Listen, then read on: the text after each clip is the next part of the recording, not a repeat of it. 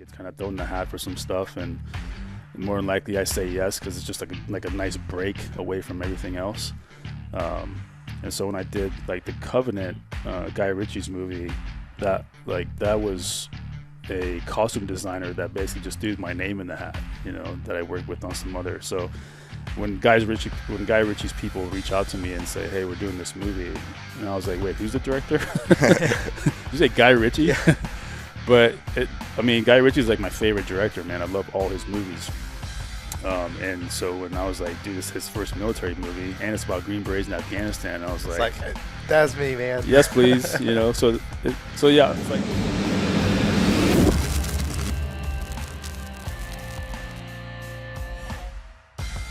Yeah, four dudes, one room. I'm here for it. Three cameras. Yeah. Some lighting, some sound equipment, and yeah, I'm tired though.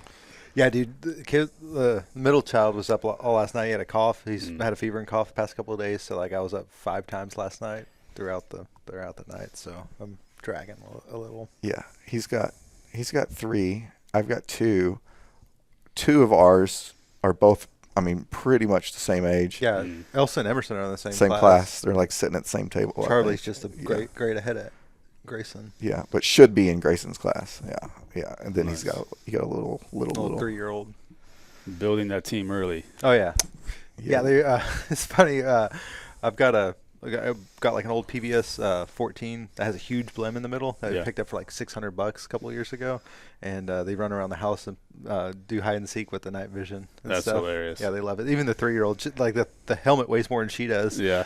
She's running around chasing her brothers in the dark. That's funny. They love it. And we have the mod light wars. Tactical flashlights. Yeah, they're always grabbing our handhelds and stuff, and they're out like shining each other's eyes and stuff all over the house. Yeah, it's fun. Kids are fun. Yeah. Sure. Emerson won't stop talking about how Elsa gets to shoot a BB gun. Oh, yeah. Sorry. No, it's good. He doesn't want to. He's like, guns are dangerous. No, it's okay as long as you're like safe with them, and like we've been dry handling them and stuff, and he's like, yeah, Elsa gets a BB gun, but she can only shoot it when she goes over to, I guess, grandma's house or whatever. But yeah, it's a lot of fun, man. We're about to start him on a 22, probably at the range, and start him off with that. Yeah. The full auto 22, right? Yeah. We got a Ruger 1022 that's full auto. It's crazy. Nice. It's like a little sewing machine. It's like it's suppressed too. So yeah. My kids started shooting at an early age. My oldest girl was 5. I took her out to the range, and I held her hands on the 22 and had her pull the trigger. And then she was like, she was having fun after that. So then now she'll shoot. She shot my Staccato XC last time I went to the nice. range. Oh yeah, dude. Both my girls love to shoot. The boys are like, I think, kind of over it because they're teenagers, like they're doing their thing. But yeah, my girls love to shoot. That like warms my heart. Yeah. But yeah, like I started them off very early because a lot of people like ask me like, what's the best age to like start your kid off with training, and I say, I think it's as early as you feel that they have the comprehension to understand what you're saying and be safe. But like my kids grew up around my guns, that goes back to like exposure to guns. Mm-hmm. People are like, how do you do that? I'm like, well, I just desensitize them to it. I don't keep it taboo in my house. Yeah. If you kind of take some of the mystery out of it, they're not as like, it's not as like, I guess, intriguing to them. Yeah, because we don't keep like knives taboo. We don't keep hammers taboo, so with guns then we make this unicorn item where they're like, then this curiosity just builds and builds and builds. Exactly. Otherwise, if you're like breaking down your guns to clean them and they're like in diapers or toddlers or whatever, then let them play with it, because eventually it's just a piece of metal that makes no noise, has no lights, and they get bored. And then even if you give them like a complete pistol upper at one point, they're just going to be like, okay, it's still boring. Yeah. And that curiosity leaves until you begin the education part of their training. Then there's like, oh, this thing's cool again, right? So this kind of like this thing of safety that you have to, or building that safe environment for them. But yeah, like people, especially like in California, a lot of my liberal friends are like, well, I'm scared of guns because I got kids. I'm like, okay, but like, let's think about this from a logical, like perspective. And I just go through this whole spiel, and I think it makes sense to them then because they just look at a gun like this thing's super dangerous, right? I'm like, that nail gun is more dangerous than that actual gun. That stapler is more dangerous than that actual gun because like more people stab themselves with a stapler than shoot themselves with guns. And it's just, it's an ongoing conversation that I have not just with friends in California, but also like family members who also don't understand much about guns yet. Anyway, I kind of went on a tangent. No, you're good. No. It's a good point to, I'm the same way with the exposure to guns in the house. I think I'm more strict on no running in the kitchen when I'm cooking than I am like. No running in the house with guns. Right. Makes you sense. can run in the house with a gun. It's fine. It's not going to just go off, right? Yeah. Nobody's going to get hurt. But like I think a couple weeks ago we were doing something right before the girls went back to school, and we'd been there before, and of course they have the big no gun sign, and so my oldest is like, okay, are we going tomorrow? I'm like, yeah. She's like, Daddy, you're taking your gun, right? It's like, yes. She's like, the sign's there. I said, I do know the sign's there, but what do we do about the sign? So we don't talk about our gun while we're there. That's exactly right. So, Yeah. It's a zoo, right? Yeah, and there's so many ways to skin that cat, but again, it just people that don't live that life or even comprehend that life just they're just so against it that they almost make it seem like it's I don't know, but then like once they get into it, once they shoot a gun for the first time and they understand like that some of that fear is gone, it's like a whole mind shift. Yeah. It's like just instant. And just I think more people need to shoot guns. Yeah, like our biggest thing with the kids is like teaching them to respect it and Yeah. like know that they're not supposed to mess with it if we're not there, that kind of stuff, and then keeping them locked up and everything. But Yeah. they know that they're not supposed to touch it. But then they're also, it's not like it's some crazy like unicorn thing like you said. We have a range, so they're always around guns, but they have a healthy respect for them, and then we keep them properly secured and all that, and that way that curiosity isn't there. It's just like, oh, it's just another gun. Yeah. They're not trying to go. Because I think if you like put it on a pedestal or make it inaccessible, then it's like, oh, they're always curious about it. And then they're gonna get in there and start messing with it. When you're not around. Because kids will get into anything. Like, Yeah. And then that's how I think how a lot of accidents happen is they're not around it enough to. And they're 100%, curious. man. Kids are always like, Curiosity killed the cat. yeah. 100%. And I think like we can even go like apply that to the toy guns that we buy our kids, because a lot of the boys, we grow up on that stuff. So that's like a perfect opportunity to start giving them some education on, where not to point that gun and Yeah, like with the Nerf guns, that's what we do. It's like, even though it's a Nerf gun, we're like, don't point it at somebody's face, and like obviously they're going to shoot each other, but it's like, hey, we use that as like a way to like a kind of an entry thing of absolutely. the first lesson. Yeah. Get your finger off the trigger. Yeah, exactly. Yeah. Quit running around with your finger on the trigger. Yeah. Yeah. Yeah, absolutely, man. Yeah, for sure. I think we forgot the intro. Yeah, I was going to say, before we get too far in, welcome to the Big Tech Ordnance Podcast. We've got Chris. I'm Ike. Ian's over there in the corner just doing his thing. And our guest today is Kawa from a 2Alpha training group. Yes, sir. And Thank you for having me. Yeah, you're somewhat local to us, a little bit down the road. Katie. Yeah. About an hour 10. Yeah. Or 3 hours, depending on traffic. Yeah. Could be worse. That's true. Yeah, get out of here before like 4 or 5, otherwise it'll be a parking lot going back. Well, that's what I like about Houston in general, is just that you don't really have to leave your neighborhood because everything is there. Yeah. But then like because the business, just due to the nature of our business, you're just all over God's green earth, like between Dallas, Fort Worth, and San Antonio. Like I went to Fredericksburg just a couple months ago. I've never driven more than since I've been here in the last 2 years. Yeah. And stayed in one state. It's crazy. Yeah, it's insane. Yeah. Yeah, because it's really nothing when you think about it for us to be like, I'm going to drive an hour and a half to go do something. Like I went and to still College be in Station. town. Yeah. I went to College Station yesterday, and that was like an hour 15. It was just like, we're just going to go pop in real quick, Yeah, I mean, I have friends that live down in Katy, and we go get lunch on the weekend, and I'm like, drive an hour to go get a pizza and hang out with a buddy for, 2 hours and then drive home. It's like, It is that's kinda normal cool. now. It's kind of cool living in Houston or Katy, because like you're close to everything. You're close-ish. You can get 3 or 4 hours here in Dallas, 3 hours here in San Antonio, Austin, Fredericksburg, Waco. You've got a whole. You can get to a lot of different places in like 3 or 4 hours. Yeah, I've kind of figured that the 4 hour is like the magic number. Yeah. Is it 4 hours to Fort Worth, 4 hours to San Antonio, 2.5 to Austin, but then it's everything's. But that to me, 4 hours is like nothing because, well, either you grew up in Texas or you grew up like in California somewhere where also 4 hours is really not a big deal. Especially like people go to Vegas for a quick weekend. That's a 4.5, 5 hour drive, 6 hours depending on traffic. People still take it. So, but then people in the Midwest, man, 45 minutes, 30 minutes, way too much. No, that place is way too far.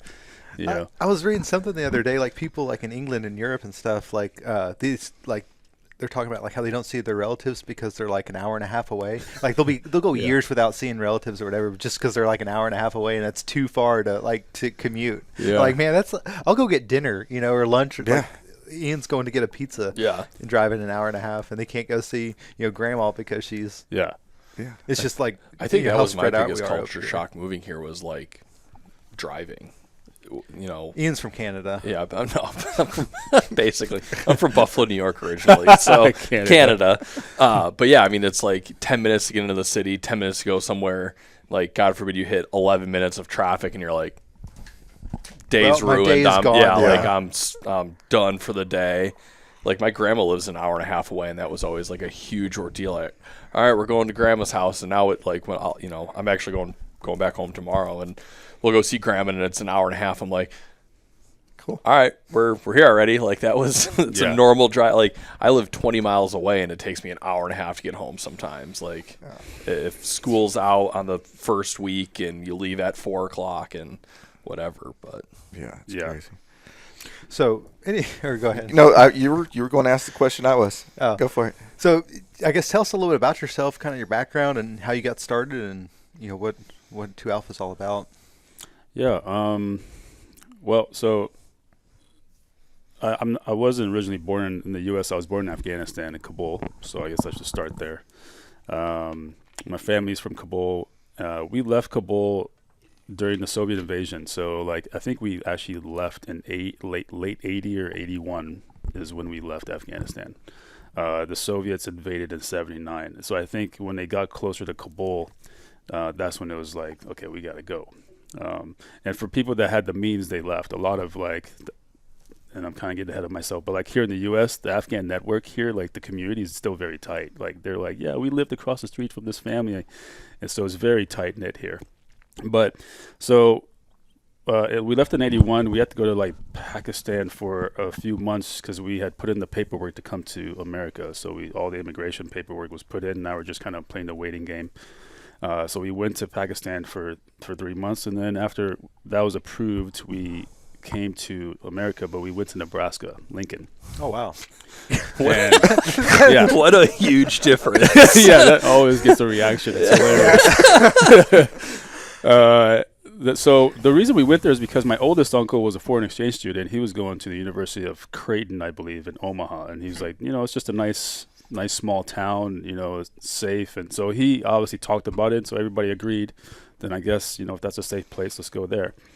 So I spent most of my childhood in Lincoln. And how old were you when y'all left? I was, I think 4 or wow. 5 by the time we got to the U.S. So it was, and then my sister was pretty much a newborn. And the reason we left, so kind of, we had plans on leaving Kabul anyway, but then something happened that made us like just, skip a bunch of stuff and leave. And that's when my father got killed by Russian soldiers. Oh. And so when that happened, that just kind of expedited everything. We were like, we're getting out of here now, so that's like a whole story within itself. But, then we went to Lincoln, Nebraska and grew up there, went to college there. I wanted to join the Marine Corps at a high school. And then my mom was like, nope, like I'm going to disown you if you do. Like she just wanted me to go to college, finish that and then do whatever I wanted. So I went and did that. But then I went into the Marine Corps anyway.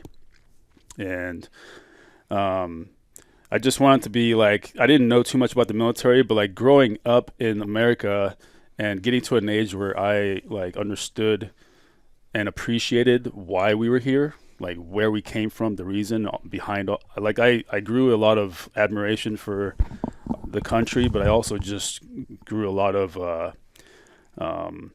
I felt grateful, so I felt like I had to give back, and I felt like I just needed to do something to, kind of show my gratitude, because I mean, we could have grew up in Afghanistan during that time, and who knows if we would have been alive, or now we're in Lincoln, Nebraska, which is not people's first choice. But I mean, for us, it was great because it was safe, and we had a new chance at a new life, and immediately, like, our quality of life skyrocketed, right? So all that. So there's a lot of gratitude, and so when I wanted to join the military, I just decided I wanted to be part of the best, and I wanted to be part of the Marine Corps, and then I went to the infantry and did that. I went into the Marine Corps in 2000,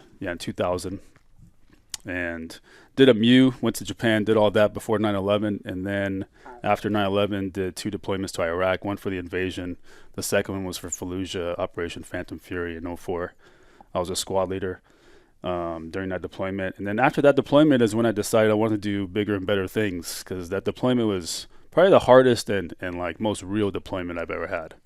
It was just all urban warfare stuff, like doing CQB at a Marine Corps infantry level. That was in the thick of it too. Yeah, and so like we're not CQB guys, right? I mean, we train some kind of CQB in the Marine Corps, but like it's not like anything that is even a standard now. So we're just trying to do our best to go building the building, and like we're getting into these little firefights with these guys and stuff, and that was a very real experience for all of us. A lot of us just like really grew up during that one. Like the invasion was kind of where we all popped our cherries and stuff, but like Fallujah is where a lot of us like were like had a vision of where we wanted to go, because a lot of my buddies in my peer group went to special operations after that.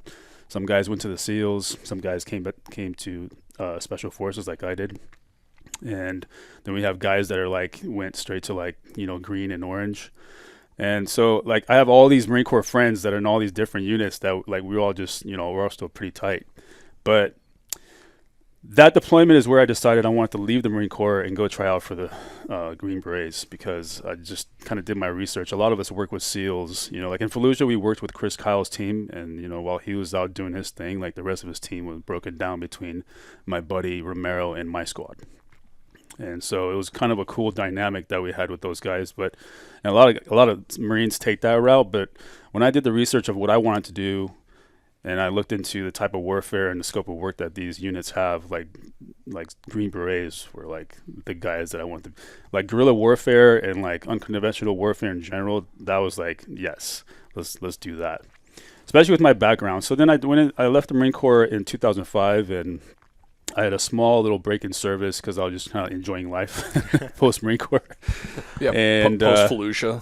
Yeah, it just decompression, man. It was good. But then I got my shit together, and I decided I'm gonna just go sign my name on the dotted line and go try out for Special Forces. So I went and I signed up in late 2005 and went to Fort Stewart, Georgia, where I was part of a mechanized infantry unit, and that was my first taste of the Army. I had no idea where I was where I was going, but like I knew that when I got there, I was going to go to the SF recruiter's office and immediately like sign my volunteer statement to go to selection. So that's what I did when I showed up to my Army unit. The first sergeant was like, "Sergeant Mawlayee, like, great to have you here. We're getting ready to deploy to Iraq, and we need more like leadership like you." And I was like, "That's great, First Sergeant, but I didn't come here to deploy to Iraq with you guys."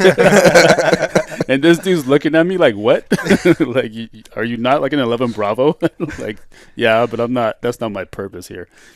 And so I gave him my volunteer statement for SFAS, and dude, he hated me from that moment on. He would always put me on duty. He would like I'm on CQ, so like I'm spending the night at the headquarters pulling duty. He was like, and his justification was, well, these guys are getting ready to deploy, so you guys you can do this. Yeah. And I'm like, I just ate it. I was like, cool. Like in 3 months, I'm not gonna be here because I'm gonna go do better things. But the problem was that I made a lot of friends in the short 3 months that I was in that unit. I made a lot of really good friends. In fact, one of them, I'm going to his wedding at the end of September. We're still. He came from the 173rd LURS unit out of Vincenza, like a very respectful like infantry unit, and him and I just hit it off because we both looked at this mechanized unit. We were like, what dirtbags these guys, And like I'm not shitting on all mechanized units, but I'm just saying that particular mechanized unit that I was a part of were turds. So there's some funny stories there. I came in with like a Marine Corps mentality, and it was just like it was not the right answer for this first sergeant. He did not want me to like lock dudes up at parade rest if they were fucked up. He didn't want me to smoke guys on the spot. All the things that I could do in the Marine Corps as an E5, he was like, he would come out and yell at me in front of everybody. He was like, "God damn it, Mawlayee, this is not the goddamn Marine Corps. You can't go around smoking other people's Joes. These dudes that I smoked belong to another battalion." But like in the Marine Corps, nobody gives a shit. You know, if you're a Marine, you're a fucking Marine. I don't care what battalion you belong to. Yeah. I'm gonna lock your ass up. And in the Army, no. I can't even talk to other dudes in other platoons, let alone other battalions. Oh yeah. So I learned the hard way. And I eventually told him right before I left, I said, "You know what, First Sergeant, like I was here like, you know, I came in from the Marine Corps with my leadership mindset. And like I came here and I see your guys' leadership mindset, and I was like, if you don't give a shit if your Joes are fucked up, then I don't give a shit either. Like, why would I care? You know? So I'm leaving anyway. Good luck on your deployment." This guy also is the same guy that wrote himself up for a Purple Heart during that very deployment that they went on, that he was trying to lock me into. And everybody was like, "Dude, what a turd, man." Yeah, I'll never forget his name. I didn't know that was even a thing. Yeah, supposedly he took shrapnel in his ass cheek and he wrote himself up for a Purple Heart. So, which I guess technically you can, but come on, man. Yeah. You know. Gotta get them plates. So I left that unit. I went to SFAS and I went to selection, and it was a very humbling experience. But like mentally, I was ready, because the one thing that I enjoyed about that mechanized unit is that the platoon the platoon leader there, basically gave me like free reign in the mornings. He was like, "Dude, go do your own PT, get ready for selection. Don't come PT with us. Just do whatever you need to." So while they're out like running and stuff, I'd throw like 80 pounds on my back and just go ruck. You know, go ruck as long as I could in those 2 hours, and then come back, or I go on a little run or whatever. But so I think like because of his permission is why I was in such good shape going to selection. I was also a little bit older than most of the guys that went to selection, so I was like, "Oh, I'm 28 now," and like these kids are like 22, 23, you know. So, but selection, I mean, went to the Q course after I got selected. 160 of us got selected out of that class, and then we got dumped with another class, and I think we were like just over 250 going through Q course. The Q course is about 1.5 to 2 years, depending on what MOS you choose. So if you're like 18 Bravo, 18 Charlie, or 18 Echo, so if you're like weapons engineer or commo, that's really about 1.5 years is what it takes. But if you're like Delta, which is a medic, it's an extra 6 months, because you do 2 3-month rotations at different hospitals. And you're getting real life experience with gunshot wounds and stabbings, and so like all the things that a Delta needs to know. So they have an extra 6 months of schooling, but those guys are legit by the time they get to a team. They know what they're doing, and like good, and their career progression is really good for them, because Deltas are a rare commodity in the special forces. But I chose 18 Bravo just because I was always like this gun ho kid, man. I love guns. That's why I became a grunt, and then I loved guns even more after I was a grunt. So then of course I was going to be a weapons sergeant, you know. So that's what I chose, and then I chose 5th group from my group as where I wanted to go, because they always ask you like, what do you want your MOS to be? What do you want? What group do you want? What language do you want? And so I chose Arabic for my language, which meant I should go to 5th group. But the thing was, because I'm Afghan and I already know enough Afghan Dari, they were trying to they wouldn't give me Arabic. They were like, "No, we're just going to skip you through language, because you already, we're just going to test you out. And as long as you get like a 0+0+, you're good." I was like, "But I'm going to 5th group. Our entire area of operation speaks Arabic. Like, I don't speak Arabic. I want to learn." You know, they're like, "No, you're Afghan. We're not going to." I was like, "Geez, dude." So that's what I did. I took like 2 weeks of Farsi or Dari, and then I tested out, and then I basically skipped like a whole class, because that saved me like 2 months. But ended up going to 5th group, got there in later 06, and I was at 5th group from 06 to late 18. Oh, wow. And so I was there for quite a few. I went through like 3 teams, and then I ended my 5th group career at Asafawik, So SFAUC is Special Forces Advanced Urban Combat Course. And it's considered kind of like the unofficial, like, second highest shooting school in special operations, with the first one being at Bragg. At Range 37 is where they teach Sephardic. And so, you know, as a SFAUC instructor, you need to be Sephardic qualified. So I went and taught at SFAUC for a few years, and then I left after that. And that was like, that was when I was also going through a lot of personal stuff, and I was like, man, I gotta get my shit in order. So I had to kind of prioritize on what I wanted to do. But I left group, and I went straight to like 19th group after that. But while I was doing 19th group, I also started 2Alpha training group, and 2Alpha training group was just me teaching. Like, you know, my first class was in El Paso of all places. I had like 8 dudes. And I did some stuff on Instagram. In fact, when I was teaching at SFAUC, I would shoot like little Instagram videos, like just 15-second long videos, because we had like a plethora of targets. I was like, just you know, I'm like, so I shot these little videos and I put them on Instagram, but I kept my page private for like a long time, because I mean, I was still operational and I could go back to a team if I wanted to at some point. So I kept it private, but I just kept posting it on there. And then when I decided I was leaving active duty, that's when I made the page public. And back then it was just 2Alpha to quit, because I was like, it's just a cheesy social media page. It's not going to go anywhere. But once I made it public, it like got a lot of attention and just kind of grew overnight. And this was like 2015, 2016. So, you know, like that's when Instagram was good. Yeah. You know, you could actually grow, you know, and they weren't doing all the shadow banning stuff. And so it just kind of like just skyrocketed. And of course with that came opportunity and more exposure. And now in 2024, I have 6 other instructors that teach for me in different places, or with me. And we used to teach a lot of open enrollment courses to the public, but you know, obviously the economy sucks, and I can't put a course on somewhere in Florida and then only 5 people show up. Like, it just doesn't make sense to anybody. So we've cut down on open enrollment and for now, but we also have been part of a lot of programs as well. We have some contracts with LE. I also teach at some of the like OTOAs and TTPOAs and stuff like that. I haven't taught at TTPOA. I'm not claiming that, but I did teach at OTOA. We do other programs with like Warrior Women's International. I don't know if you guys have heard of them at all, but they are out of San Antonio, and this is an all-women's organization that are basically just like-minded females that want to train. But they don't want to just train; they want to live the lifestyle. So it's not just live fire, you know, guns and stuff, but it's medical. It's also a little bit of situational awareness type stuff. Oh, that's cool. Conceal carry type stuff, and they also have retreats. So they have like villages all over the country. It started in San Antonio, but now they have like 60 villages. So I'm in charge of the Tennessee, the SoCal, and the Texas network. So I kind of bounce around there. But I also am part of the American Legion, and I work closely with those guys. In fact, we're creating an official shooting team for the American Legion, and waiting for that to get green lit, which it's going to. It's just little things. But once that gets green lit, there's 12,000 posts for the American Legion across the country. And they want to take this concept on the national level to their convention later in the year. So we're hoping that this kind of just blows up. And now the American Legion has an official shooting team at different places, because their main objective is to recruit younger veterans into the organization, because these are old dinosaurs with a lot of money, and they're dying, and they don't know the first thing about marketing, or they don't care, you know.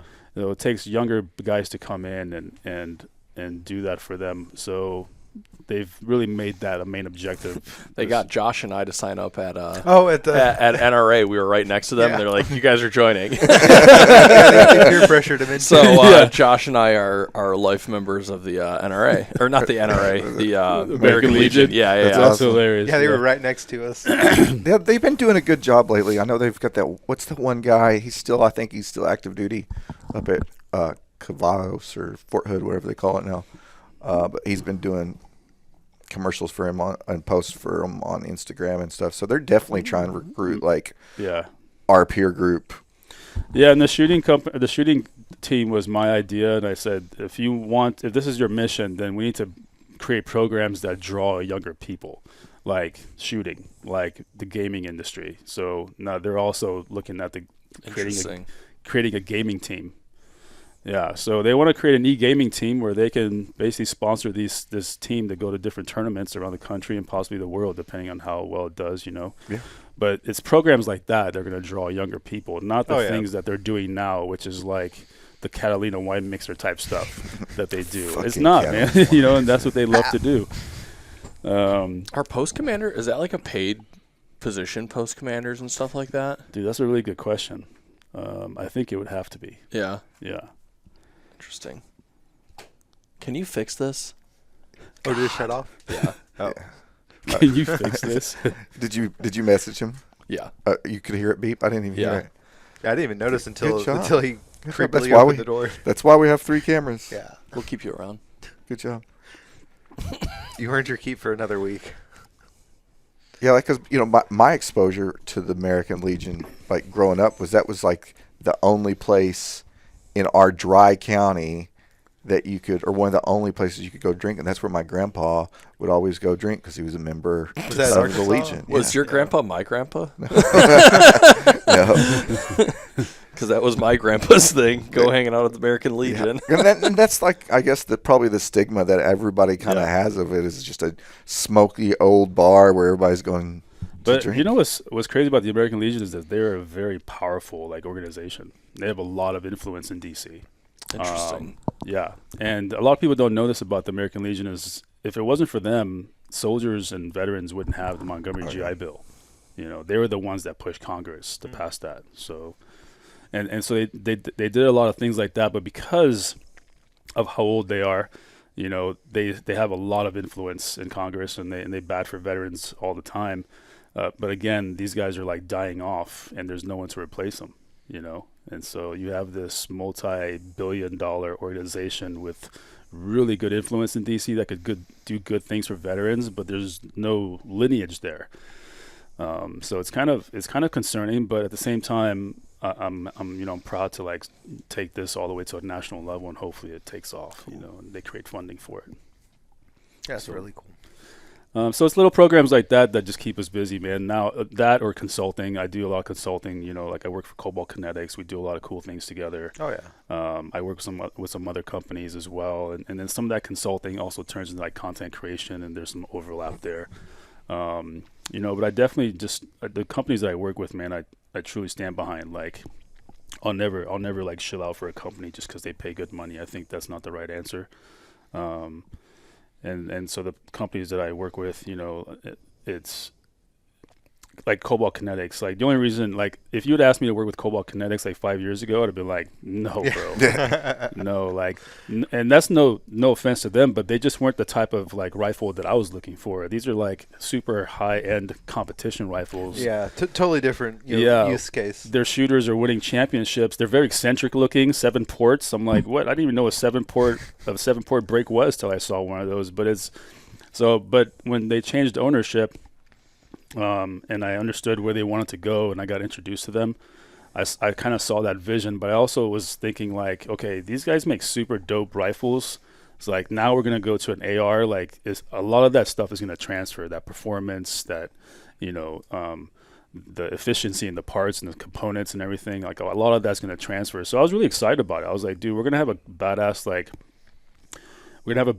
combat style AR that still performs well. Yeah. And that's why I joined up with them, and then we started doing great things together, like their RCB brake. Aaron and I developed that together, and now it has all these different versions and stuff.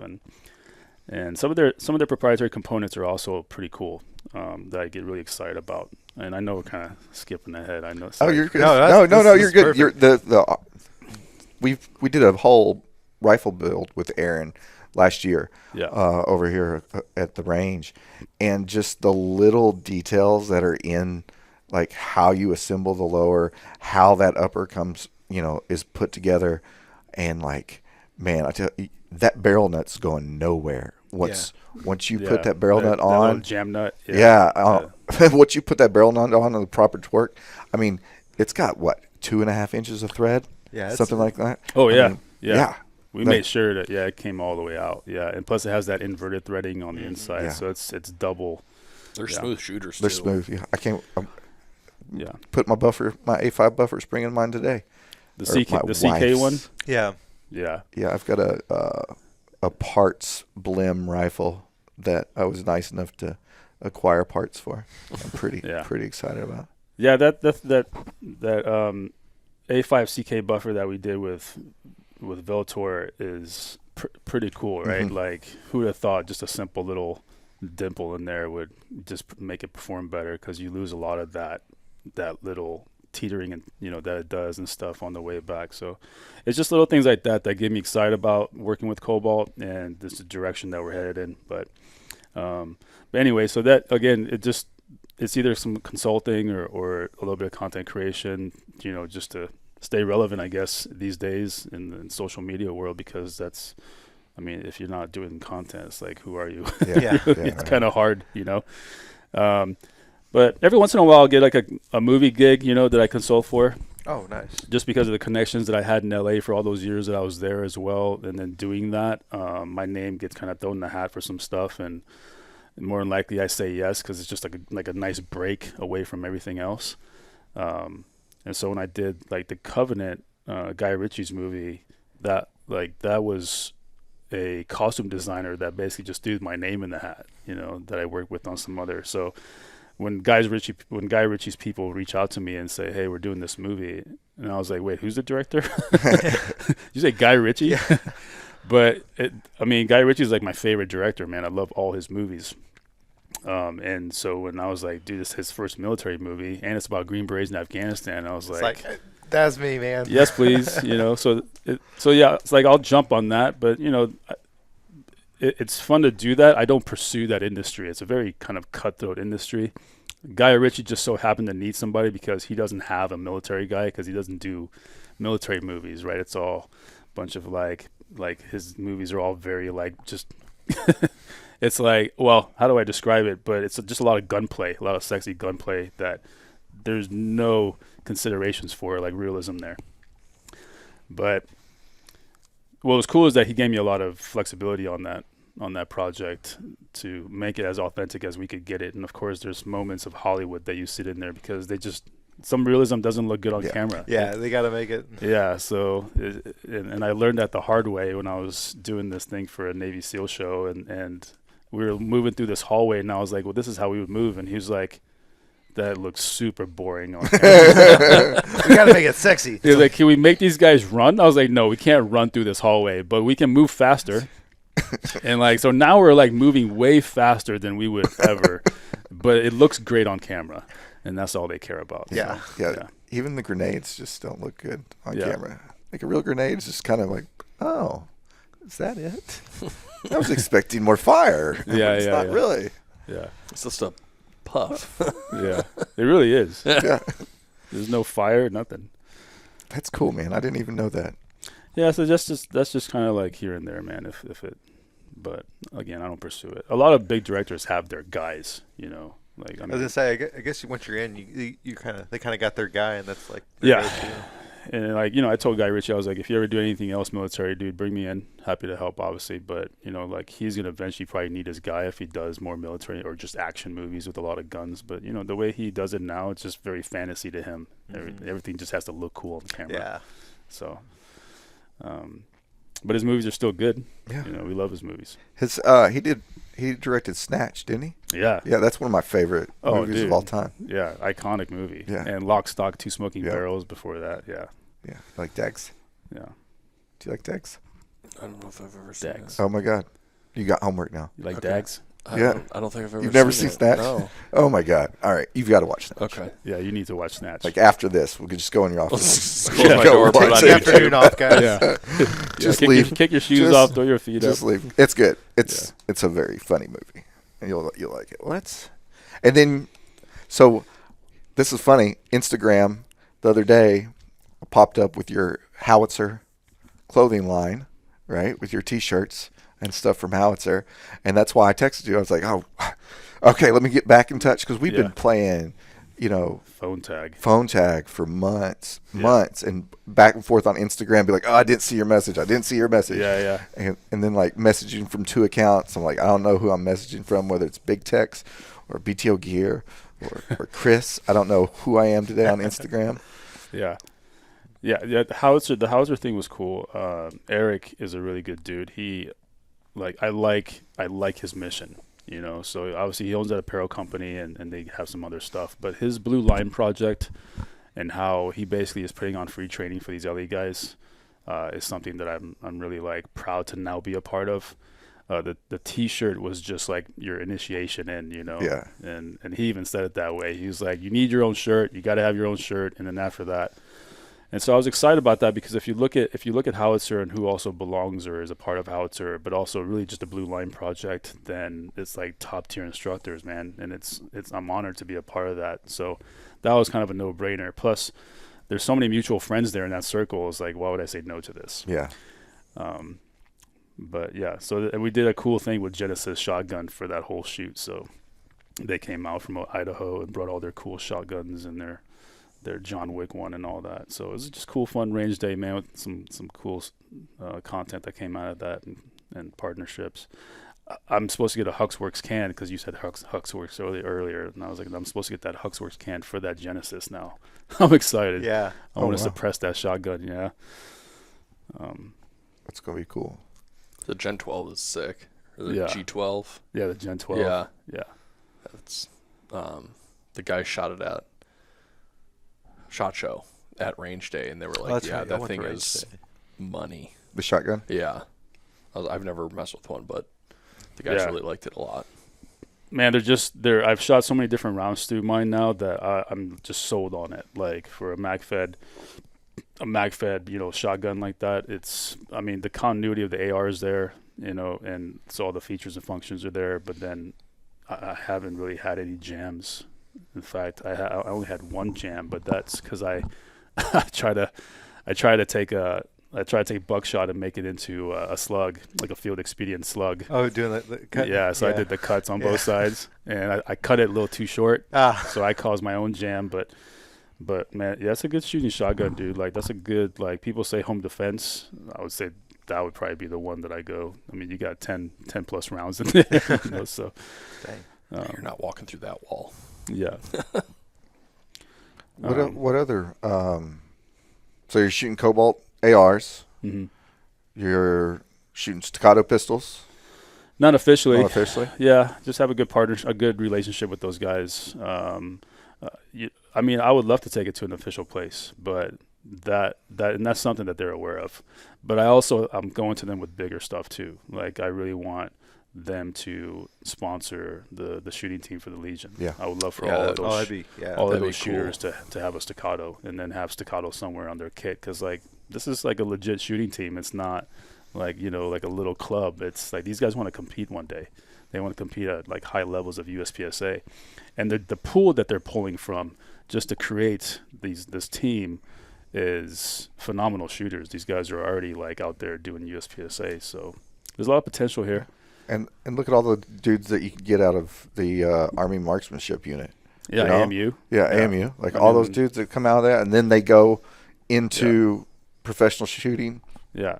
I mean, the Shane Coleys and the Max Michels, like phenomenal shooters, man. Yeah. So that's good, just high hopes. But yeah, staccato, I love their XC. When I got that XC, I just wanted like a cool range gun, like nothing else, just a solid range gun. Yeah. And so I went with that gun, and man, it's hard to put it down, especially now that I've broken it in after thousands of rounds. And in fact, it's that staccato now getting tuned up. They're like, your plunger broke, and I was like, what? I didn't even know. And so they're tuning it up for me, so I'm gonna go pick it up. But otherwise, I don't really like have an official exclusive relationship with a lot of companies. I don't pigeonhole myself that way. Yeah. Cobalt's a little different, but even with Cobalt, for the sake of content, I'll pick up other guns from PSA or whoever and shoot them for content. Like there's no, there's no kind of conflict of interest there. So I think Cobalt's probably the most exclusive, just because I'm like part of their family now, because his youngest daughter put me in their family portrait with crayon, like a crayon drawing. Oh, that's awesome. Yeah, you're in. So now we're bonded. Yeah. And I told him, I was like, dude, I'm the 7th member of your family. Like it's official now.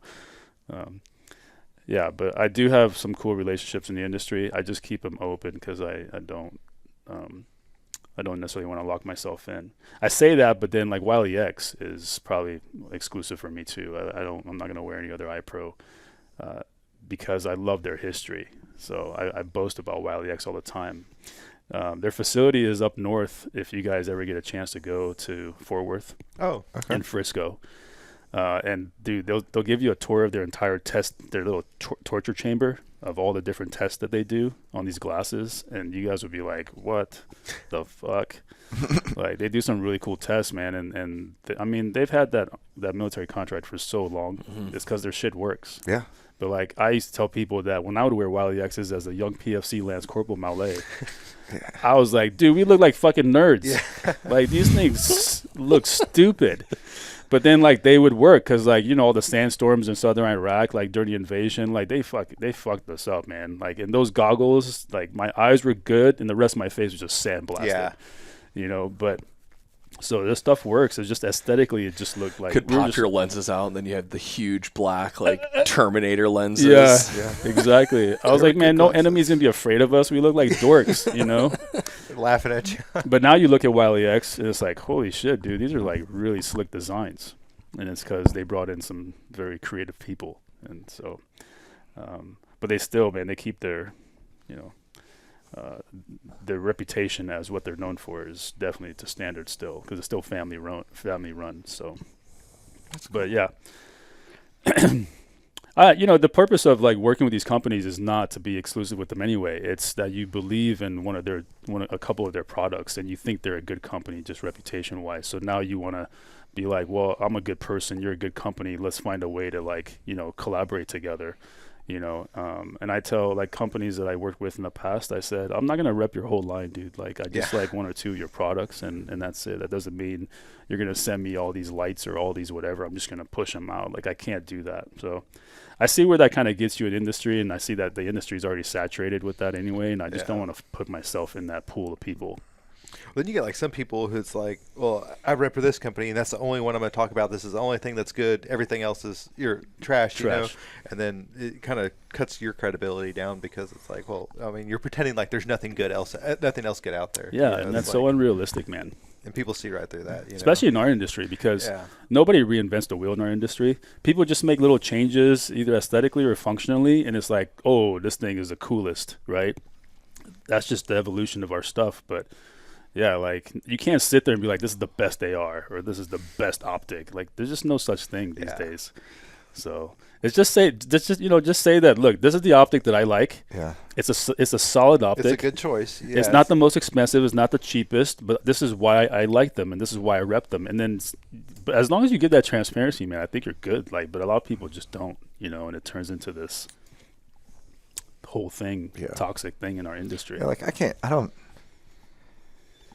the amount of different flashlights I have, or I mean, like I don't even have near the flashlight collection that you do. Oh, I got to bring my habits into this, Chris. Yeah, well, it's the truth. You have a lot of flashlights. I do. Circle of trust. But like I have mod lights with Surefire parts and Surefires with mod light parts, and then mod lights with Surefires with Unity parts.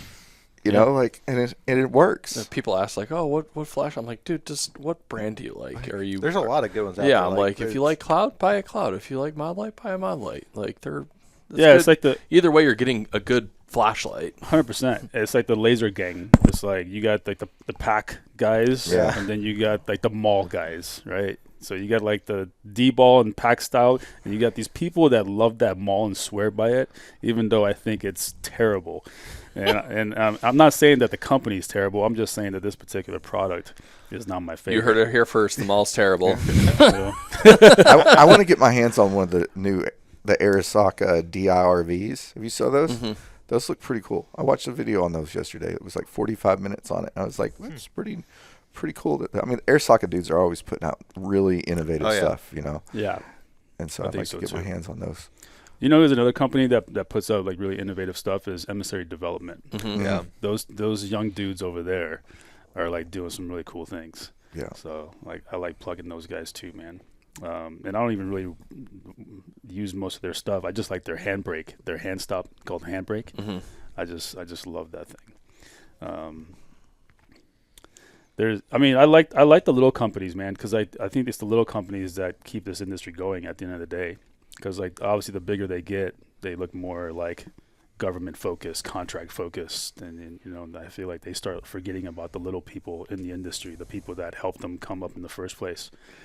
But then those government contracts run dry and they run out, and now they're like, oh, like, dude, you alienated yourself. Yeah. Sorry, you pissed off all the normal people. I mean, look at H&K, man. They did that for so long, and then look what happened to them. And I think it's because they fell in love with those government contracts, and they told everybody else to fuck off. Which is great while it's a thing, but when they dry up, it's like Yeah, because then look at them. But yeah. I like the little companies because I think the little companies is what drives innovation. Yeah, that's the thing. Like little companies they don't have too much invested like in production and everything, and they're not afraid to make a change. It's not as big a deal to them, Yeah, it's like kind of how Mod came up. They were quick and nimble and able to rapidly change to the demands that the industry had, and you've got like other behemoths that are so ingrained. It's hard for them to change because they're just so cumbersome and so corporate. Yeah. Yeah, I feel like that's exactly what it is, man. Like little companies look for gaps in the industry that they can fill, and then the bigger you get, the more kind of mainstream you become with your production and whatever, right? So, and a lot of that innovation kind of goes away. So you'll have to show them some of the Kratos stuff. I didn't even talk about Kratos stuff. Yeah, we got some cool stuff coming. Yeah, you'll have to show them the sling mounts and my favorite new. I was lucky enough to receive a Blim alignment rod from Mr. Kratos himself the other day. Dang. Yeah. It's at home right now in the suppressor in the barrel right now. The bag rider should be out by the time this drops. Oh yeah? Yeah. Okay, cool. So you heard it here second. Yeah. It's already out. I'll show that to you when we get out. That's cool. What else? So what else you got coming up in the future, man? It's just, so this weekend, in fact, tomorrow morning I fly out to North Carolina. I'm part of this charity golf tournament. So going out there, it's called Hope for the Warriors, and that's the name of the foundation, organization. And this is their 15th annual one. So they do this every year in a little town outside of Wilmington, North Carolina. And it's just 3 days of golf. And it's like a veteran paired up with a celebrity, paired up with a member of the organization, and then also one of the donating supporters. So it's kind of like they're this team of four, and you're playing like these different. How's your golf game? It's not it's not great. No, I enjoy it. I love golf, man. But I'm not great at it. I can hit the ball, but the closer I get to the green, the worse I get. Let me just put it that way, right? You smack the shit out of it. Yeah, but I can smash the shit out of that ball. Yeah. Do you know who you're partnered up with this weekend? Actually, they just emailed the list, and I didn't recognize any of the names. It's not Tiger. Yeah. I did a shotgun at Sporting Clays one time. I think it was Chevron or something, and Team Red, White, and Blue, right? And it was a veterans event, and it was kind of like that. You were out there with one guy, and then you were a couple dudes from this company, and you were just like the veteran on the team. I was like, I'm not very good at Sporting Clays, but here we go. Yeah. It was fun, a lot of fun. Yeah, dude. I'm not a Sporting Clays guy. I've just not something I've ever dabbled in. And we went to a place in Dallas called the Porch Venue. It's a cool little place that does after dark clay shooting. Oh, because it's all the black lights and the lit up discs. Oh, that'd be cool. And so your shotgun has night sights on it and everything. And they have over unders. They have a couple different styles of shotguns and stuff, but it's cool, man. So they have these, I don't know, 8 or 9 that are just on auto, and they just go up and just randomly, and then they can set them up for a little contest or whatever. And that's when I realized that I am not a Sporting Clays guy. Yeah. So it's just, I think that I don't understand. I need to comprehend better the funnel of fire that I'm creating, plus the speed and the lead. And I'm and then also just where I need to hold off for that, a little more. And so it's just I'm not there yet, man, but after doing it once or twice, you can't really expect yours. But then the lady that I'm with, my woman friend that I'm with, she comes in there and she is just smoking it left and right. I'm just sitting here with the iPhone, just like, what the fuck? Like, are you like, so I don't know, man. Some people, and she was like, no, I haven't done a lot of this either. And I was like, I don't believe you at all. Yeah, sure you haven't. Yeah, I don't believe you at all. But she swore, she was like, I haven't done a lot of this. And I was like, well, fuck, you're a natural. You need to maybe get into it because it's not my thing. I was watching, it was, I think it was highlights from the Olympics, and they had like a shotgun camera where you could like kind of see the aim down sights. Oh, that's cool. And they're like, I didn't realize on a few of them like how far I've done it probably twice in my life. Once was with you, and I did terrible. I'm using like grandpa's old fucking pump action shotgun, and like this dude was leading. It was so far he was leading the thing, and I was like, dude, I never would have guessed you would have had to lead that far for that. I mean, like Clay was here, and he was like over here shooting, and I was like, oh, he hit that. Okay, that's and not what I was expecting. That explains why I did terrible. I'm not leading. And driving to the next target before his shot ever. Yeah, at that level, the shot's bang. not even hit the target before they're on to the next target because they know they've hit. Yeah, it was impressive. They're impressive. Very impressive. It's definitely like a speed thing, isn't it? Because what else are you engaging with a pistol or rifle that's moving that fast? You're not. So, but now at least you have like, this you have basically whatever load you use, but you have multiple like BBs going at this thing, but it's traveling at such a high rate, man. Like, I guess they have different rates of speed. I'm not sure what the standards are, but for me, it's just the science of it all. I don't compute fast enough in my head, what speed versus what lead. Like you got to calculate like how fast they're going, how far do I have to lead, and then like there's some that are like coming in at you. Yeah, the drop. Yeah, there's some coming at you, coming down. Yeah, it's. But you were shooting red wasps out of the air with a BB. He's over gun. here shooting. That's true. I've gotten better in the warehouse. Yeah, we have a wasp problem, so I've been aerial gunnery classes. Got like and a those. Glock 19 BB gun. Yeah, he's just popping them with. That's Wait funny. till you pull the wrong one. Yeah. Chris this morning, That's I was fun. packing orders, and like the BB guns on the packing station. He's like, is that your gun? And I was like, no, that's a BB gun. And he grabs it and just shoots. And I was like, what if you just like ripped around through the wall? Like, I got you. It was my Glock. Idiot. Josh is in the arm. I checked it first. I know. I checked it first. So where can our audience find you now that they know a little bit more about you? I mean, we have a website called 2alphatraininggroup.com. It's the number 2 and then everything else, the words alphatraininggroup.com. That is on the website. You'll see some open enrollment courses. Again, we pulled most of those because the other projects we're part of, but you'll see the storefront there. You'll see some of the products that we carry, the apparel that we design. And then also a couple like online type seminars that we have, like Active Citizen, and also we have like a land navigation online seminar where we teach map reading, and we use a pretty cool program for that. So we do little things like that, and but then as far as like social media wise on Instagram, it's just Kawa_M_official, and I think that's pretty much across the board for all the. I try to keep that continuity with all the different platforms. So if you just look up Kawa_M_official, you'll see it on YouTube. It's 2Alpha Training Group is the page. And that's a lot of, obviously, our long-form content, more educational, more comprehensive content. And that's really about it. Otherwise, if you Google me, you'll just probably see a bunch of IMDb pop-up type pictures of me like on the red carpet or some cheesy photo of me posing with a gun. My kids are like, my girls, when they were younger, they were like 8 or 9. They're like, "Daddy, you're famous." And she Googled my name. And it's like all these little things pop up on the photos. And I'm like, no, I'm not famous, honey. I just like, I'm on all these platforms. And so the pictures leak to the internet or whatever. But yeah, otherwise, that's really about it. So 2Alpha Training Group's a company. As far as courses go, next year we'll pick back up. If everything goes as planned, next year we'll pick back up on open enrollment. Otherwise, it's how much can I load onto my plate without completely like having a mental breakdown, I guess. Yeah.